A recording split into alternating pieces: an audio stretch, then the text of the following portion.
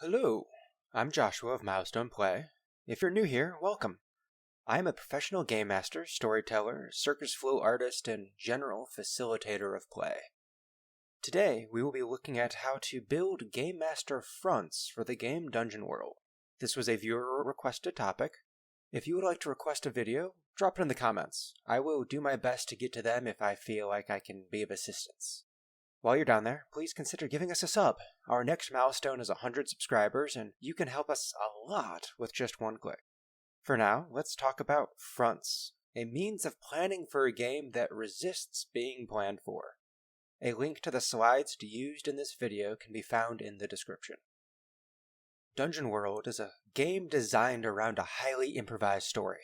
Rather than meticulously crafted combats and highly structured narratives, the game flourishes on open-ended sessions where the players are encouraged to do anything, and the mechanics of the game help move the story forward with prompts for how the GM should respond to success, failure, and partial success, since this is a Powered by the Apocalypse game.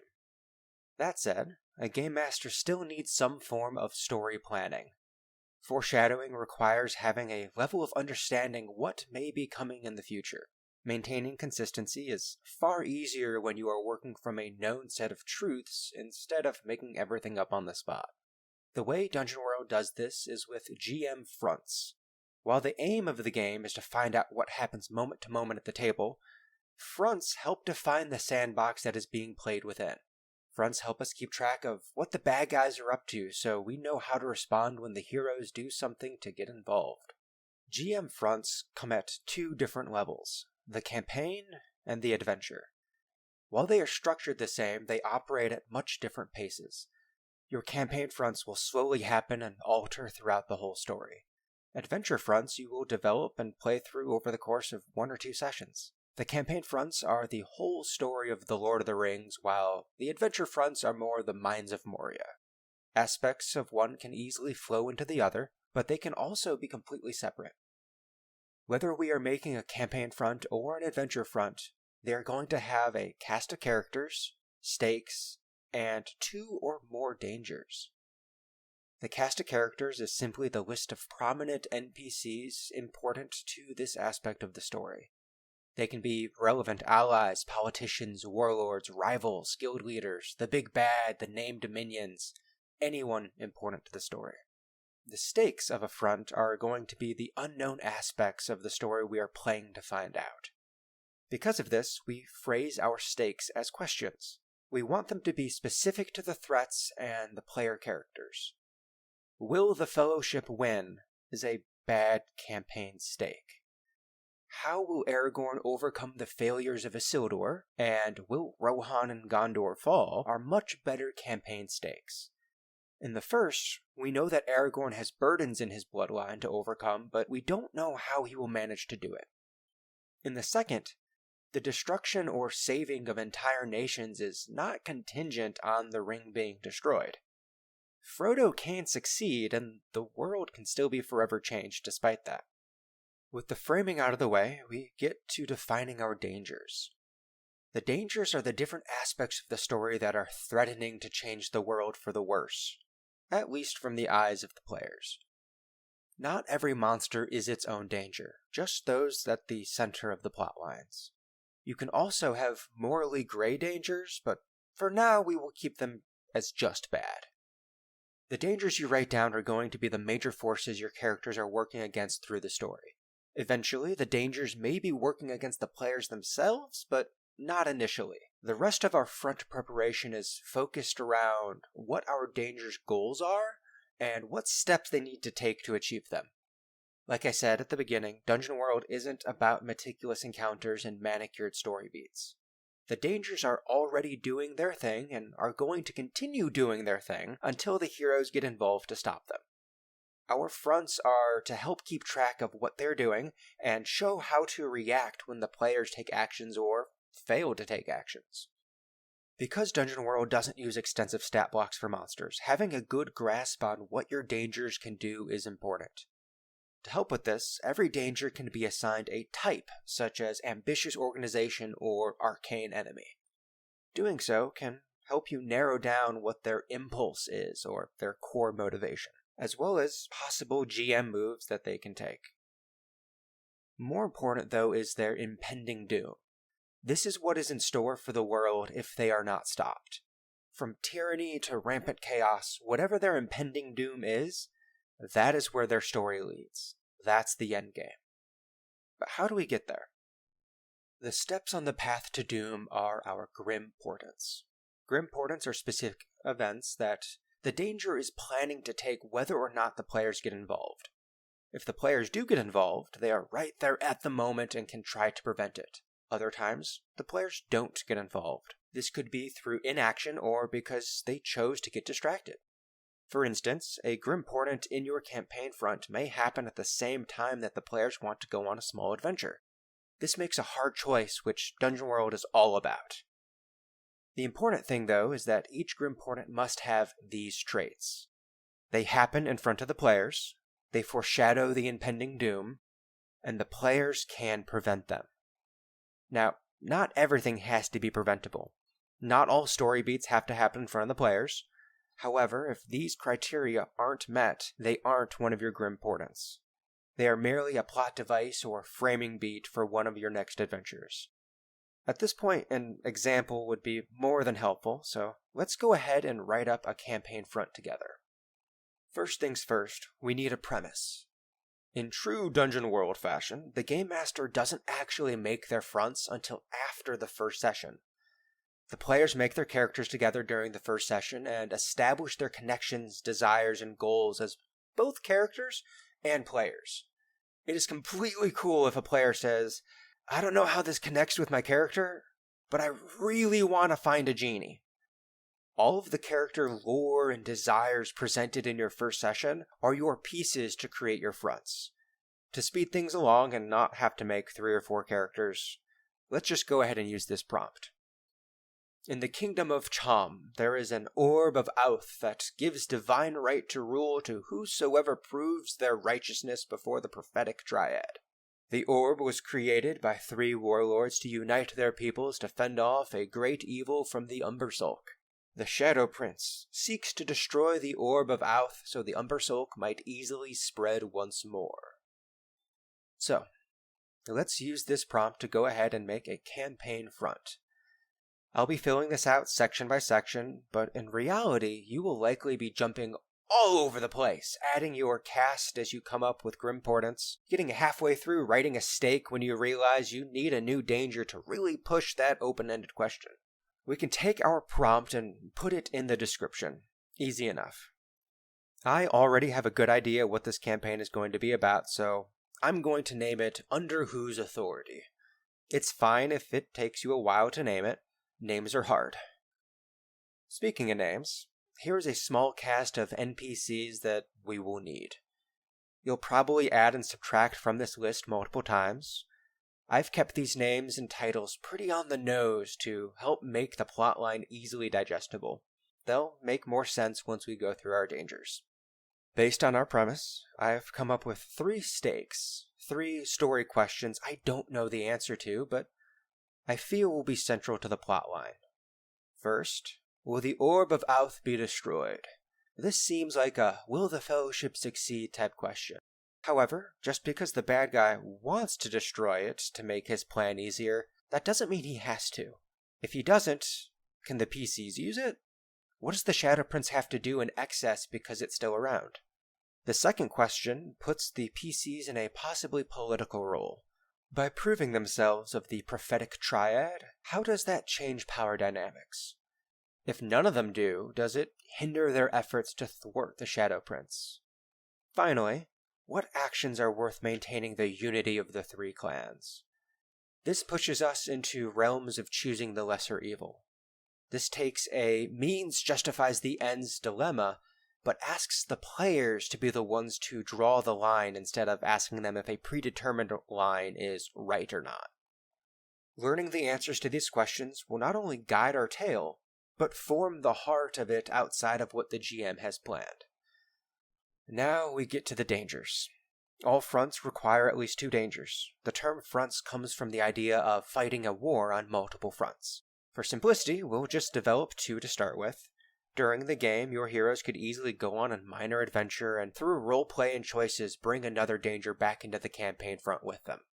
Our first danger is easiest to see, the Shadow Prince. The Shadow Prince, his minions, his magics, all of it falls under his heading. Based off his name, he could either be a planar force or an arcane enemy. Looking at the suggested impulses and GM moves of a planar force, I like that better for him. Less of a direct assault and more working through dreams, temptations, trickery, and misdirection. Because his end goal is to spread the Umbersulk throughout the land, the impending doom option of rampant chaos seems to fit. However, let's customize it a bit. Moonless night will take the land, joy will be sapped from the people, and nightmares will become corporal threats. Before we go through all of his grim portents of how he is going to get there, I want to establish our second danger. More than just to give prompts to help develop their danger, the types of your dangers can play off of one another. Unless you absolutely cannot help it, try to avoid having multiple dangers of the same type at the beginning of your game. You may stumble into having multiples of the same type later on, but the reason for developing fronts in the first place is to create a more complex narrative to work off of.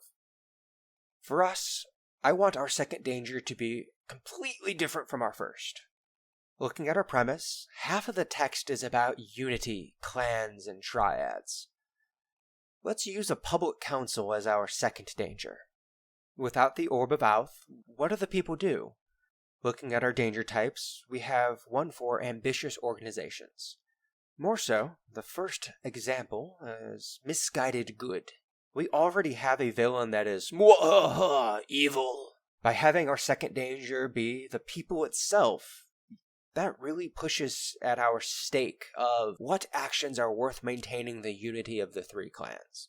Similarly to differing types, let's make a drastically different impending doom. Something bad, but not story ending. Impoverishment. The unity of the 3 clans is replaced by a fragile alliance allowing for them to fall one by one. By having a survivable impending doom, maybe the players don't prioritize it. Maybe they let it go until it's too late, and then have to deal with the consequences while trying to continue their more important quest. Now that we have our 2 dangers and their impending dooms, let's see how they plan to get from A to Z along the way with our grim portents. Let's start with the Shadow Prince. We know he wants to spread the Umbersulk, and doing so will be easier without the Orb of Outh. Unfortunately, Righteous King Kellum has it. He's the first order of business. Assassinate the Righteous King Kellum to unbind the Orb of Outh. Because we are making this a grim portent, we have decided that the PCs will know about it and be able to prevent it. This could easily be something that is monologued as to happening in the campaign opener, but in this case, it wouldn't be a portent. Notably, the grim portent doesn't say how this has to happen. Maybe the players intercept a group assassination order. Maybe the heroes have just finished another quest and being praised at a feast when the assassin strikes. I won't go through all of the possible interpretations of the grim portents for all of them. I just want to stress that the rules from grim portents are applied and that there are many ways to interpret what we have already written down. You're not locked into any single interpretation. After disposing of Righteous King Kellum, the Shadow Prince shall send the misled Menneus the Hunter to the prophetic triad to have sway over the new ruler. From here, we leave the Cloak and Dagger for an alliance. The Shadow Prince shows the Slug Shaman of Bowerbog how to open a rift to the Umbersulk, expanding the hands he has working for him. Through a false face, convince Menneus the Umbersulk can be closed forever by taking the orb to the Bowerbog. This is likely an RP encounter where other NPCs think the new king should do something else. Finally, the Shadow Prince must sacrifice Menneus and the Orb of Outh bound together in the corrupted Bowerbog. Whether he convinces Menneus to come there himself, or if there is a kidnapping involved, generally that is the plan. However, even that variability may not be enough to save the Shadow Prince's plans. What if the PCs stop the initial assassination? What if a PC answers one of the stakes by seeking out the prophetic triad and wins out over Menius? Then between games, you go back to your fronts page and pretend to be the Shadow Prince going back to the chalkboard. You have been cut short, but not slain. What drastic measures will you take to get back on schedule? What forbidden routes must you take to achieve your goal? Write new grim portents from this moment. And that is just one of our 2 dangers. Looking at the People's Council, they are about to start causing their own trouble for what they think is the greater good, but ultimately will lead to impoverishment. You could make this a moral gray zone, but you know that in the end, every danger has an impending doom. That's where they are a misguided good and not a moral quandary. In the end, their success will end in doom. First up, Headman Higgle calls for a town meeting opposing the authority of an orb and the titles of king and steward. Maybe this is sold as an emergency following the king's death, maybe it's a rebuttal to a failed assassination attempt, but they are tired of the idea that one person's safety could mean so much to everyone else. One thing leads to another, and then thugs assault anyone considering attempting to seek out the prophetic triad. Eventually, diplomats are sent to neighboring nations seeking outside aid against new tyrants. Riots in the streets against anyone claiming unified authority break out. Finally, a neighboring nation allies with one of the 3 clans, sending its army for martial law to subdue the other 2. Sure, it's not the end of the world, but it certainly complicates the hero's job if the people they are saving still end up in a worse spot than they started. Allied NPCs start to get wrapped up in the local stress. The heroes have to divide their attention. And just like that, we have a multifaceted series of progressional world campaign spanning threats. They can be shifted, adjusted, expanded upon, or dropped. If the People's Council is calmed, maybe that neighboring army is never given a peaceful excuse to cross the border, and now it is a horde.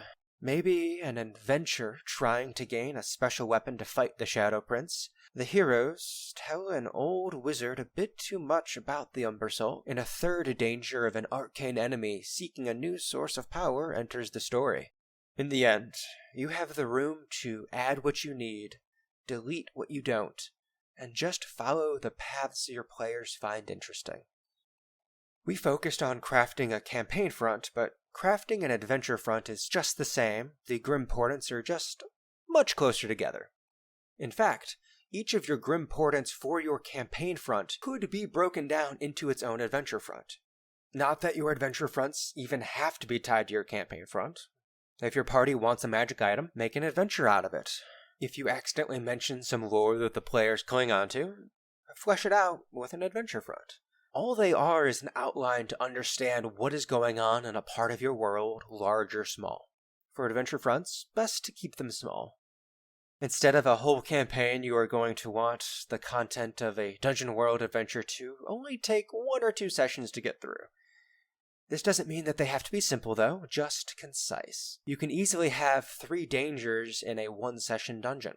Returning to the Lord of the Rings example from the beginning, the Mines of Moria could easily be a 1-session adventure with 3 different dangers. The Goblin Army represents a horde that seeks destruction and has been doing a pretty good job. The Balrog is an arcane enemy that acts as a tyrant of Moria. When introduced to Gandalf, the Balrog takes on a deeper lord role of usurper as a pseudo-battle between a fallen and serving angel commences. Finally, Moria is its own danger as a cursed place. It hides its foes, lures Gimli in deeper, and eventually begins to directly endanger the heroes by its crumbling and ruin. As stated at the beginning, Dungeon World resists being planned for. The game is meant to be impromptu and the mechanics ensure it. Fronts are designed around this openness. Rather than giant lists of if-then dichotomous keys, they provide a gradual march towards a general end. Like a river that sways and wobbles year to year, the water stays at the same place and gets to the same place, but the course it takes can only be estimated. Even then, a flood can come through and chop off large lobes of that switchback on themselves, or even redirect the river entirely. Planning an adventure or campaign of Dungeon World is about finding the core ideas and being open to what they could mean. It is about being specific enough to know the intention and the trajectory, but not being so stringent as to ever think, the players have to blank. Fronts are a practice in letting your NPCs do what they are going to do, your PCs do what they are going to do, setting up crossroads and intersections for them to meet, but letting both parties make their own choices.